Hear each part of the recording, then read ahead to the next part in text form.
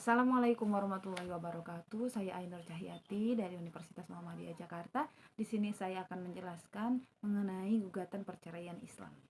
Yang menjadi dasar hukum pembahasan kali ini yaitu terdapat dalam Undang-Undang Nomor 7 Tahun 1989 mengenai peradilan agama, Junto Undang-Undang Nomor 3 Tahun 2006, Junto Undang-Undang Nomor 50 Tahun 2009. Kemudian Undang-Undang Nomor 1 Tahun 1974 tentang perkawinan diubah sebagian oleh Undang-Undang Nomor 7 Tahun 89, kemudian diubah dengan Undang-Undang Nomor 16 Tahun 2019 perbaruannya. Kemudian ada Impres Nomor 1 Tahun 1991 tentang penyebarluasan KHI. Ada juga Peraturan Pemerintah Nomor 9 Tahun 1975 tentang pelaksanaan dari Undang-Undang Nomor 1 Tahun 74. Kemudian juga ada putusan-putusan Mahkamah Konstitusi. Perlu kita ketahui bahwa putusnya suatu perkawinan itu dapat terjadi ketika yang pertama itu terjadinya kematian gitu antara suami ataupun istri gitu. Yang kedua itu ada perceraian baik talak ataupun khulu, gugatan gitu. Yang ketiga ada putusan pengadilan yang memang ini diputuskan dari pengadilan gitu. Nah, kemudian alasan-alasan yang menyebabkan terjadinya perceraian itu, yang pertama ketika adanya zina. Ketika seorang suami ataupun seorang istri melakukan zina gitu di luar perkawinan mereka, maka ini bisa dijadikan alasan untuk perceraian mereka. Kemudian 2 tahun berturut-turut meninggalkan rumah dengan tanpa ada alasan yang membenarkan gitu, ataupun tanpa kabar kayak gitu. Jadi memang murni dia meninggalkan rumah selama 2 tahun berturut-turut tanpa memberikan nafkah ataupun alasan-alasan tertentu yang membenarkan. Kemudian ketika mendapat hukuman penjara 5 tahun ataupun lebih gitu. Nah, ini juga bisa dijadikan sebagai alasan. Ataupun salah satu pihak itu melakukan penganiayaan gitu. Atau yang sering kita sebut KDRT. Atau dalam hubungan rumah tangganya itu mereka saling cekcok, dan cekcoknya itu tidak bisa dipisahkan gitu, dan memang tidak ada harapan mereka dapat bersatu kembali gitu. Memang alasan selanjutnya itu suami itu melanggar taklid talak.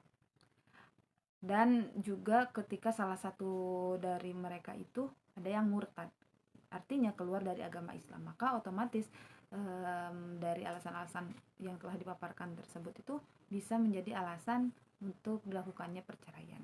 Nah, kemudian yang akan saya bahas, nah, talak itu perceraian yang diajukan oleh suami kepada pengadilan agama gitu. Nah, di sini berarti si suaminya yang pertama kali mendaftarkan perceraian kepada pengadilan agama. Nah, perlu kita ketahui bahwa talak itu bukan hanya satu saja, ada berbagai macam talak gitu. Nah, di sini saya akan menyampaikan beberapa macam talak tersebut. Yang pertama itu ada talak roj'i, yaitu talak 1 dan 2, di mana si suami istri ini dapat rujuk kembali ketika memang si istri itu sedang dalam masa idahnya gitu. Nah, kemudian yang kedua ada talak bain sugro. Talak bain sugro ini mereka dapat rujuk kembali namun asalkan dengan nikah yang baru gitu.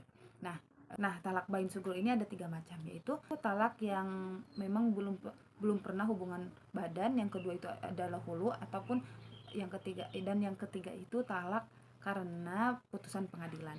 Kemudian ada talak bain kubro, di mana suami dan istri ini tidak bisa rujuk kembali. Nah, kemudian ada talak bain kubro. Talak bain kubro ini tidak bisa bersama kembali kecuali nikah dulu dengan orang lain gitu. Ketika sudah bercerai dengan orang tersebut, barulah bisa dinikahkan kembali. Kemudian ada talak sunni, yaitu talak yang dijatuhkan kepada orang yang sedang suci namun belum pernah dicampuri. Nah, selanjutnya itu ada talak bid'i, yaitu talak yang dilarang, di mana seorang istri tersebut sedang dalam keadaan haid dan memang sebelumnya dalam masa sucinya pernah digauli kayak gitu. Nah, selanjutnya yang akan saya jelaskan yaitu mengenai li'an. Li'an ini menjadi salah satu sebab putusnya perkawinan. Namun setelah suami istri melakukan li'an ini, keduanya itu tidak dapat kembali untuk selama-lamanya gitu. Ya udah putus gitu, nggak bisa rujuk kembali karena memang di sini itu melakukan sumpah antara suami dan istri. Nah, ini tuh terjadi ketika semisalnya seorang suami menuduh istrinya berzina, padahal istrinya menolak dengan keras bahwa dia itu tidak berzina gitu. Nah, maka yang dapat dilakukan, si suaminya itu bersumpah. Nanti ketika ke pengadilan, suaminya bersumpah 4 kali bahwa dia jelas-jelas mengatakan bahwa istrinya itu berzina. Dan yang kelimanya itu disebutkan bahwa laknat Allah atasnya, kayak gitu. Kemudian istrinya juga membantah tuduhan tersebut itu dengan sama-sama mengucapkan li'an ataupun sumpah, 4 kali sumpah bahwa sang istri tersebut menuding semua tuduhannya bahwa memang dia itu tidak berzina. Kemudian yang kelimanya itu laknat Allah atasnya, kayak gitu. Nah, setelah memang itu terjadi, maka kedua suami istri tersebut tidak bisa kembali lagi untuk selama-lamanya. Nah, kemudian bagaimana sih tata cara kita mendaftarkan talak ataupun gugatan kepada pengadilan agama? Misalnya untuk mendaftarkan talak, berarti sang suami ini mengajukan perceraian kepada pengadilan agama. Nah, nanti dari pengadilan agama menolak atau diterimanya itu bagaimana di pengadilannya. Nah, ketika memang sudah masuk ke dalam pengadilan, nantinya dari pengadilan itu berusaha untuk memediasi antara suami dan istri supaya mereka itu tidak jadi untuk bercerai. Nah, nanti ketika dimediasi akan dijelaskan mengenai yang dapat menguatkan kedua suami istri ini jangan sampai bercerai. Nah, tapi ketika memang gagal mediasi tersebut, maka nanti sang suami menjatuhkan talak di depan pengadilan. Kemudian memang ketika setelah ikrar talak tersebut terjadi, dari pengadilan sendiri menuliskan putusannya, kayak gitu. Nah, kemudian nanti hasil putusannya itu berupa penetapan. Itu yang pertama, lembar pertama itu dibagikan kepada pegawai pencatat nikah, yang kedua dan ketiganya dibagikan kepada masing-masing suami dan istri tersebut, yang lembar keempatnya yaitu baru diarsipkan untuk di pengadilan, kayak gitu. Kemudian bagaimana sih caranya seorang istri mengajukan gugatan? Yang pertama, tentu saja seorang istri tersebut mengajukan gugatan kepada pengadilan agama.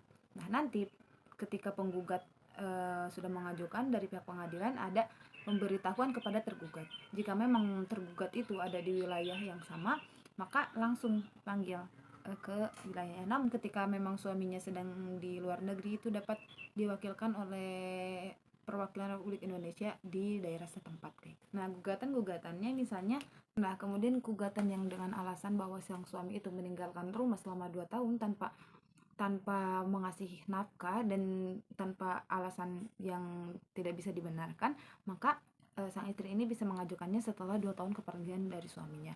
Ataupun suaminya yang memang terkena kasus dan menerima hukuman 5 tahun penjara ataupun lebih, maka sang istri dapat membawa surat putusan perkaranya, kemudian ditambah dengan surat keterangan yang menyatakan bahwa putusan tersebut berhukum tetap.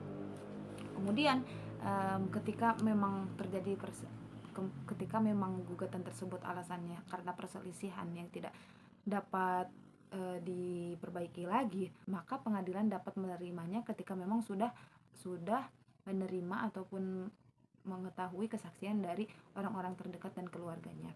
Nah, dalam hal ini ketika berlangsungnya gugatan tersebut, maka pengadilan agama ini dapat mengizinkan suami dan istri tersebut itu untuk pisah rumah selama gugatan itu berlangsung, dan juga dapat mengabulkan atas permohonan untuk pemberian nafkah suami kepada istri selama gugatan tersebut terjadi, ataupun menentukan hal-hal yang perlu dijamin pemeliharaannya mengenai hak-hak kebendaan suami, istri, ataupun hak harta bersamanya, seperti itu. Mungkin hanya itu yang dapat saya sampaikan, kurang lebihnya mohon maaf. Terima kasih atas perhatiannya. Wassalamualaikum warahmatullahi wabarakatuh.